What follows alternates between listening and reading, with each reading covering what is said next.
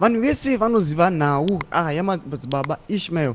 Aiwa, zvatakuona kuti Madzibaba Ishmael aiwa vochikubatwa aiwa nesickness zvaita kuti utongo hwavo urege kuendera mberi, nokuti munobuda muchinzi trial of religious cult leader Madzibaba Ishmael delayed due to hospitalization. Saka pina munozizeni kuti vo subscribe bo like kutina on the bell icon.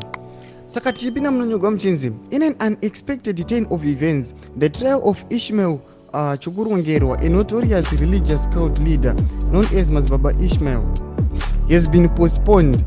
The delay comes after the accused and his 6 co-defendants were reportedly too ill to leave hospital care for the proceedings. The National Prosecuting Authority (NPA) conveyed this news on X, stating, due to unforeseen medical issues, the trial of Ishmael Chokurongerwa and his co-accused has been rescheduled to May 23 and 24. Saroma shikabula zvenzi aiwa vaviri ava makotsi avo hachakwanisi kuendera mberi, inoda kuti vangobatwa neurwere hwanga vasingambofungidziri. Saka zvanzi proceedings achazoendera mberi musi wa23 or musi wa24 May. Saka chimbotudze mafungiro enyu munoti kudii pamusoro pechitiko ichi. Aiwa, pinai comment section medu, so subscribe or like, tinoti down the bell icon.